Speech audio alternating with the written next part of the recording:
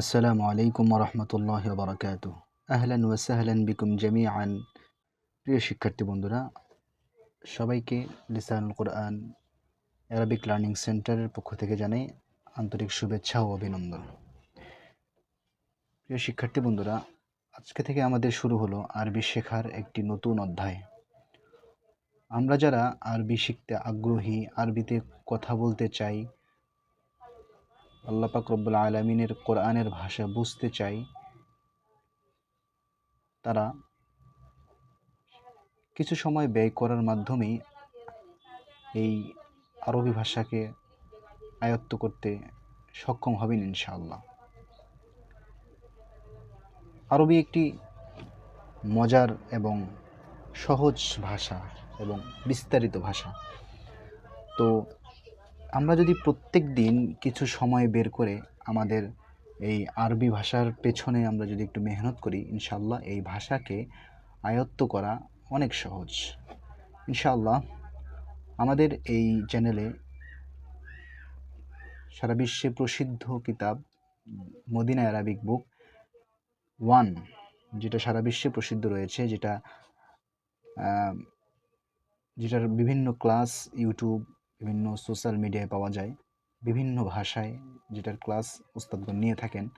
কিন্তু বাংলাদেশে এই প্রথম বাংলা ভাষায় এর ক্লাস আমাদের চ্যানেল থেকে প্রচার করা হবে ইনশাআল্লাহ। তো আপনারা যদি আমাদের সাথে থাকেন, ইনশাআল্লাহ আমাদের এই আরবি শেখার পথ আল্লাহ তাআলা সহজ করে দেবেন ইনশাআল্লাহ। তো আজকে আমরা যে বিষয়টা আলোচনা করব, আমাদের ধারাবাহিক ক্লাস আমাদের এই চ্যানেলে আপলোড হবে। আপনারা ইনশাআল্লাহ প্রত্যেক দিন কিছু সময় ব্যয় করে হলেও আমাদের এই চ্যানেলের ক্লাসগুলো দেখবেন ইনশাআল্লাহ। ক্লাস শেষে নিজেই বুঝতে পারবেন আপনারা কি উপকৃত হতে পারছেন। তো আজকে আর কথা না বাড়িয়ে শুরু করা যাক আজকের প্রথম ক্লাস, অর্থাৎ আদ-দারসুল আউয়াল, প্রথম পাঠ। প্রথম পাঠে আমরা শিখব আজকে। আমরা স্বাভাবিকভাবে আমরা একটা জিনিস বোঝার চেষ্টা করি যে আমরা আরবি বাংলায় যখন কথা বলি তখন আমরা বলি এটা কি, ওটা কি, সেটা কি, এটা ওটা। তো আরবিতে এর একটা রূপ রয়েছে, সেটা হচ্ছে হাজা। হাদা, হাদা অর্থ হলো এটা বা ইহা, যেটাই আমরা বলি নিকটের জিনিসকে বোঝানো হয়। হাদা, হাদা মানে কি? এটা বা ইহা। হাদা মানে হলো এটা বা ইহা, এটা বা ইহা। তো নিচে কিছু ছবি দেয়া আছে, সেটা দেখে দেখে। তো আরেকটা জিনিস বলে রাখা ভালো, সেটা হচ্ছে যে যে আমাদের এই কিতাবের মধ্যে যে শব্দগুলো আসবে, নতুন নতুন শব্দ আসবে, সেগুলোকে আমরা যদি একটি কোনো খাতার মধ্যে, কোনো কাগজের মধ্যে অথবা কোনো ডায়েরির মধ্যে আমরা নোট করে নিই, তাহলে আমাদের কি হবে, যদি আমরা শব্দটা একেবারে ক্লাস শেষে আমরা 5 মিনিট 10 মিনিট নিজেরাই প্র্যাকটিসের মাধ্যমে এই শব্দগুলোকে আমরা আয়ত্ত করে নিই, দেখা যাবে যে এই কিতাব শেষে আমাদের যে প্রয়োজনীয় যত শব্দ আছে সেগুলো আমাদের আয়ত্ত হয়ে যাবে ইনশাআল্লাহ। তো আমরা প্রত্যেক দিনের যে শব্দগুলো আমাদের কাছে আসবে, সেগুলো আমরা প্রত্যেক দিনের শব্দগুলো প্রত্যেক দিনে আমরা আয়ত্ত করে নেব ইনশাআল্লাহ। তো আমরা প্রথম যে পিকচারটি দেখতে পাচ্ছি, সেটার মধ্যে একটি ঘরের ছবি দেওয়া আছে, ঘরের ছবি দেওয়া আছে। সেটা আমরা ঘর দেখতে পাচ্ছি। তো আরবিতে এই ঘরকে কি বলা হয়? হ্যাঁ, আরবিতে বলা হয় বাইতুন। বাইতুন মানে হলো ঘর। যদি আমরা একটু আগে আমরা শিখে এসেছি যে হাদা মানে হলো এটা, অর্থাৎ এখন যদি আমরা হাদার সঙ্গে আরেকটি শব্দ লাগিয়ে দিই, তাহলে সেটার অর্থ কি হবে? যেমন হাদা মানে এটা, আর বাইতুন মানে হলো ঘর, তাহলে এটার অর্থ হবে এটা একটি ঘর, ইহা একটি ঘর। যেভাবেই বলি আমরা, এটা একটি ঘর অথবা ইহা একটি ঘর। তো দ্বিতীয় ছবিতে মসজিদুন, হাদা মানে আমরা পড়ে এসেছি এটা, আর মসজিদুন হলো মসজিদ। তৃতীয় যে পিকচারটি আছে, সেখানে আমরা দেখতে পাচ্ছি যে বা একটি দরজার ছবি দেওয়া আছে। আরবিতে বলা হয় বাবুন, অর্থাৎ হাদা বাবুন, ইহা একটি দরজা, ইহা একটি দরজা। হ্যাঁ, পরবর্তী ছবিটি দেখছি যে আমরা হাদা কিতাবুন, ইহা একটি বই। পরবর্তীতে আছে যে হাদা কালামুন, ইহা একটি কলম। আরেকটি দেখতে পাচ্ছি আমরা হাদা মিফতাহুন, ইহা একটি চাবি। তাহলে আমরা কয়টি শব্দ পেলাম? বাইতুন, মসজিদুন, বাবুন, কিতাবুন, কলামুন, মিফতাহুন। এরপরে আছে হাদা মাকতাবুন। মাকতাবুন অর্থ হলো পড়ার টেবিল। হাদা মাকতাবুন, ইহা একটি পড়ার টেবিল। এরপরে আছে হাদা সারিরুন। সারিরুন মানে হলো খাট, অর্থাৎ ইহা একটি খাট। এটি একটি খাট। এরপরে আছে হাদা কুরসিয়ুন। কুরসিয়ুন মানে হলো চেয়ার। তার মানে অর্থ কি হচ্ছে? হাদা কুরসিয়ুন মানে ইহা একটি চেয়ার। হ্যাঁ, প্রিয় শিক্ষার্থী বন্ধুরা, তো আমরা যে শব্দগুলো আজকে এখন পড়লাম, যে এখন কয়েকটি শব্দ পড়েছি আমরা, প্রায় ৬টি শব্দ আমরা পড়েছি। তো দেখা যাবে যে আমাদের যে শব্দগুলো আমরা আজকে এখন পড়লাম সেগুলো আমাদের সচরাচর ব্যবহার হয়। কলম, বই, চাবি, চেয়ার, খাট, টেবিল ইত্যাদি যে শব্দগুলো আমরা পড়লাম সেগুলো আমাদের আশেপাশে আসে। তো আমরা এগুলো কিভাবে পড়বো? এগুলো পড়ার একটি পদ্ধতি হলো যে সেটাকে ইশারা করে পড়া। যে শব্দটা আমরা পড়বো, যে জিনিসটার আরবি আমরা বলবো সেটাকে ইশারা করে, সেটাকে ধরে ধরে বলা। যেমন আমি যেটি উদাহরণ দিই যে ইহা একটি কলম, অর্থাৎ কলমের দিকে তাকিয়ে আমি বলবো হাদা কলামুন, হাদা কলামুন, ইহা একটি কলম, হাদা কলামুন, ইহা একটি কলম। পরে আমরা আরেকটি যদি উদাহরণ দিই যে কিতাব, অর্থাৎ বইকে ধরে আমরা বইয়ের দিকে তাকিয়ে ধরে ধরে বলবো হাদা কিতাবুন, হাদা কিতাবুন, হাদা কিতাবুন। এরপরে আমরা প্রত্যেকটা শব্দকে এভাবে যে যার জিনিসের, অর্থাৎ যে জিনিসটার আরবি আমরা শিখেছি সেই জিনিসটার দিকে ইশারা করে করে আমরা পড়বো হাদা কিতাবুন, হাদা কালামুন, হাদা মিফতাহুন, হাদা মাকতাবুন। প্রত্যেকটার দিকে ইশারা করে করে আমরা সেই শব্দগুলো আমরা আয়ত্ত করব। যদি আমরা আয়ত্ত করতে পারি সেক্ষেত্রে দেখা যাবে এই শব্দটা আর আমার জেহেন থেকে ছুটবে না। আর অন্যথায় যদি আমরা সচরাচর যেভাবে মুখস্থ করে থাকি সেভাবে যদি আমরা মুখস্থ করি মাকতাবুন, মাকতাবুন, মাকতাবুন, সারিরুন খাট, সারিরুন খাট, এগুলো মনে থাকবে না, এগুলো কয়েকদিন পরে জেহেন থেকে ছুটে যাবে। তাই আমরা যদি এই পদ্ধতি অবলম্বন করি ইনশাআল্লাহ আমাদের যে সমস্ত শব্দ আমরা মুখস্থ করব সেগুলো সবগুলোই আমার জেহেনে থাকবে। তো প্রিয় শিক্ষার্থী বন্ধুরা, সামনে আমরা একটু আরেকটু দেখি, সেটা হচ্ছে আমরা ইতিপূর্বে যে শব্দটা পড়লাম হাদা, অর্থাৎ হাদা, হাদা মানে আমরা কি পড়েছি? এটি, এটি বা ইহা, এটা যেটাই বলি আমরা, হাদা মানে এটি পড়েছি। এখন আরেকটি নতুন শব্দ যুক্ত হয়েছে, সেটা হচ্ছে মা। আমরা সচরাচর দেখতে পাই যে যদি আমরা বাংলায় যদি বলি, আমরা জিজ্ঞেস করি এটি কি, এটা কি, অথবা আমরা জিজ্ঞেস করি না এটা কি, তো উত্তরে বলা হয় হাদা কিতাবুন। যদি আমরা বইয়ের দিকে তাকিয়ে বলি এটা কি, তখন আমরা উত্তর দিব কি হাদা কিতাবুন, ইহা একটি বই। অর্থাৎ আমি যে প্রশ্নটা করছি এই প্রশ্নটা কিভাবে আমি করতে পারি, অর্থাৎ হাদার শুরুতে যদি আমরা একটু মা লাগিয়ে দিই তাহলে আমাদের কি হবে, সেটা প্রশ্নবোধক হয়ে যাবে। অর্থাৎ যদি আমি বাংলায় বলি এটা কি, আরবিতে কীভাবে বলবো? মা হাদা। হ্যাঁ, তার প্রথম আমরা যে জিনিসটা পেলাম যে মা হাদা মানে হলো এটা কি, তার উত্তরদাতা কি বলবে? হাদা কিতাবুন, ইহা একটি বই। এখন যদি আবার প্রশ্নকর্তা নিজে সন্দিহান হয়ে আবার জিজ্ঞেস করে হাদা কিতাবুন, ইহা কি একটি বই, তখন উত্তরদাতা বলবে নাম হাদা কিতাবুন, হ্যাঁ ইহা একটি বই।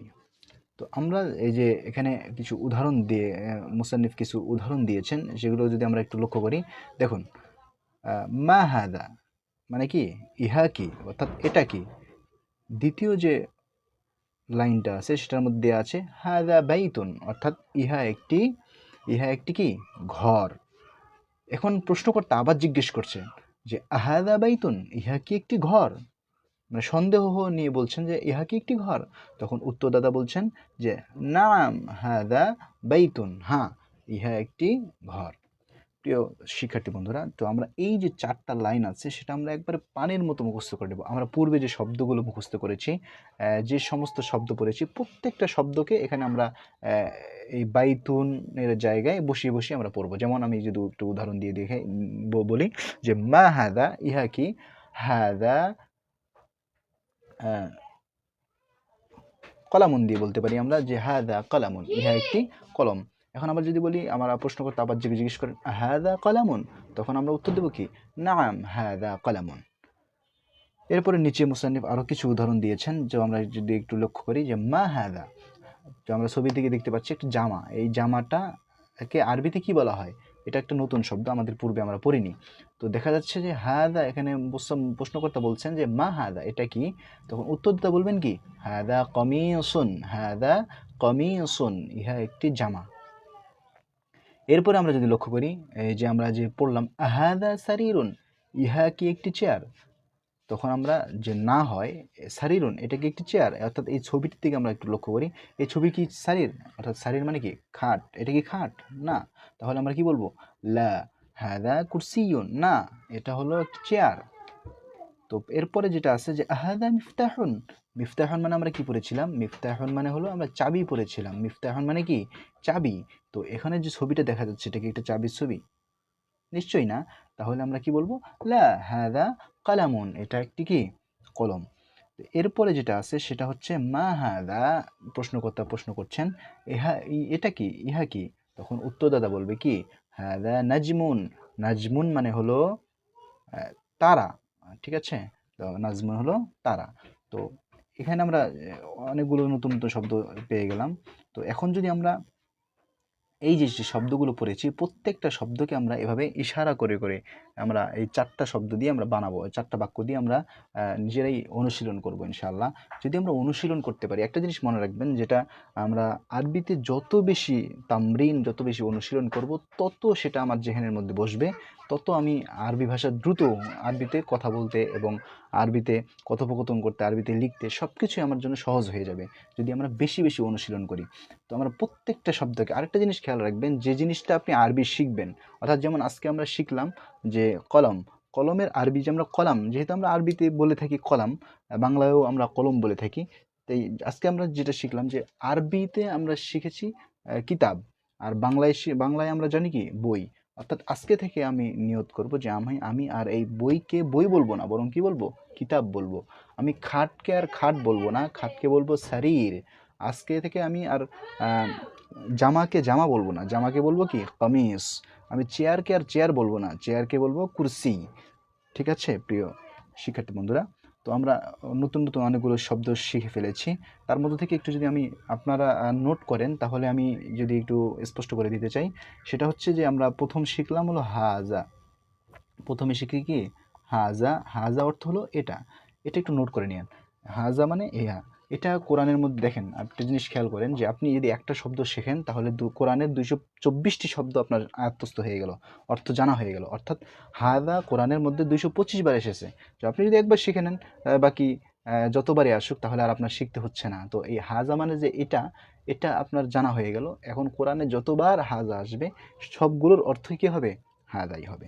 তো আমরা একটা হাদা শিখলাম, আরেকটা শিখলাম কি আ, অর্থাৎ আ মানে হলো কি, হ্যাঁ আ মানে কি।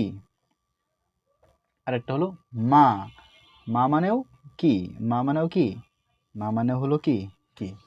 তো এই যে আমরা 3টে শব্দ শিখলাম, আরেকটা শিখলাম লা, সেটা হলো লা, লা মানে হলো কি, লা মানে হলো না, এটা আমরা সবাই স্বাভাবিকভাবে জানি। তো তাহলে আমরা এটা, হাদা মানে এটা, আ মানে কি, মা মানে কি, লা মানে না। অর্থাৎ এই 4টা জিনিসকে আমরা একদম আত্মস্থ করে নেব ইনশাআল্লাহ। প্রত্যেকটা জিনিস দিয়ে আমরা অনুশীলন করব বেশি বেশি।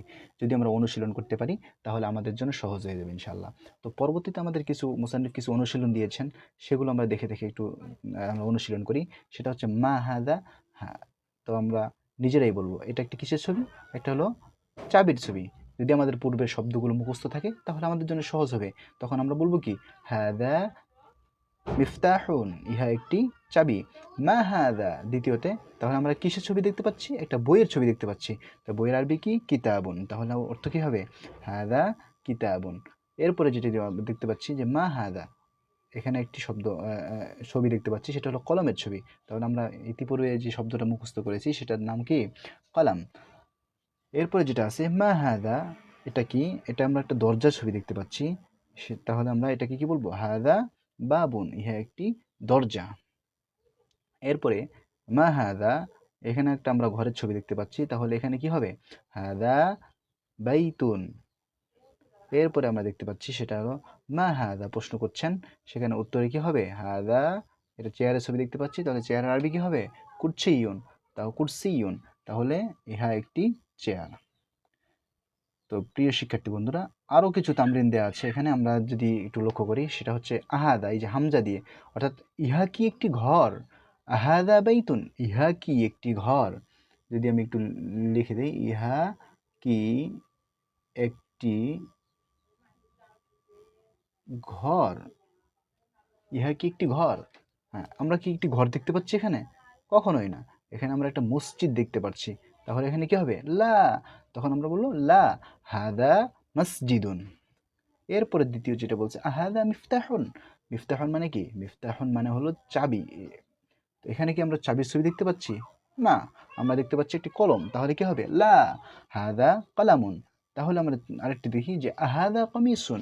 এটা কি একটি জামা? আমরা তো জামাই দেখতে পাচ্ছি, ঠিক না? তাহলে বলবো নাম হাদা কামিসুন। এরপর যদি আমরা দেখি হাদা নাজমুন, ইহা কি একটি তারা? তখন আমরা যে একটু তারার ছবি দেখতে পাচ্ছি, তাহলে আমরা কি বলবো? নাম হাদা নাজমুন। তো প্রিয় শিক্ষার্থী বন্ধুরা, তো আজকে আমরা এই অনুশীলনগুলো আমরা বেশি বেশি করব। আজকে আর সামনে না দেই, আজকে আমরা যতটুকু পড়েছি সেগুলোই আমরা ইনশাল্লাহ বেশি বেশি চর্চা করব। যে শব্দগুলো নতুন আসবে সেগুলোকে আমরা নোট করব, নোট করে মুখস্থ করে নেব। আর প্রত্যেকটা শব্দ যেটা আমরা আরবি শিখবো, যে সকল বস্তুর, যে সকল জিনিসের আরবি আমরা শিখে ফেলবো, সেগুলো আর আমরা বাংলায় কখনোই বলবো না, কখনোই বলবো না। যখন থেকে আমার সেটার আরবি শেখা হয়ে গেছে তখন থেকে আমি চেষ্টা করব সেটাকে আমি আরবিতেই বলার, বাংলায় কখনো বলবো না। আর বেশি বেশি চর্চা করব। আর বেশি বেশি চর্চা করলে দেখা যাবে ইনশাল্লাহ আমাদের আরবি ভাষাটা অনেক সহজে আয়ত্তে চলে আসবে। তো আমরা যদি এখন প্রচুর পরিমাণে তামরিন অনুশীলন এক্সারসাইজ তামরিন অনুশীলন করি, তাহলে এটা আমাদের জন্য সহজ হবে ইনশাআল্লাহ। তো আমাদের আজকের ক্লাস এই পর্যন্ত থাকবে। সামনে ইনশাআল্লাহ ধারাবাহিকভাবে এই কিতাবের ক্লাস আসবে। আপনারা বেশি না, ১ সপ্তাহ ক্লাস করে দেখুন। যদি আপনারা মনে করেন যে কিছু শিখতে পারছেন, তাহলে আপনি আমাদের সঙ্গে কন্টিনিউ করতে পারেন। আর যদি মনে করেন না আমি কিছুই শিখতে পারছি না, তাহলে আমাদের সঙ্গে কন্টিনিউ করার কোনো প্রয়োজন নেই। আপনি ইনশাআল্লাহ কিছু না কিছু শিখবেন। আপনি আমাদের সঙ্গে একটু ১০ মিনিট ১৫ মিনিট যতটুকু আমরা একটা করে ক্লাস করাই, প্রত্যেকদিন আপনি কিছু না কিছু সময় বের করুন, একটু সময় দিন। ইনশাআল্লাহ কিছু না কিছু শিখতে পারবেন। আরবি ভাষার ভয় ইনশাআল্লাহ আপনার অন্তর থেকে দূর হয়ে যাবে। আল্লাহ তাআলা আমাদের সবাইকে তৌফিক দান করুন। জাযাকুমুল্লাহু খায়রান আহসানাল জাযা। ওয়াসসালামু আলাইকুম ওয়া রাহমাতুল্লাহি ওয়া বারাকাতুহু।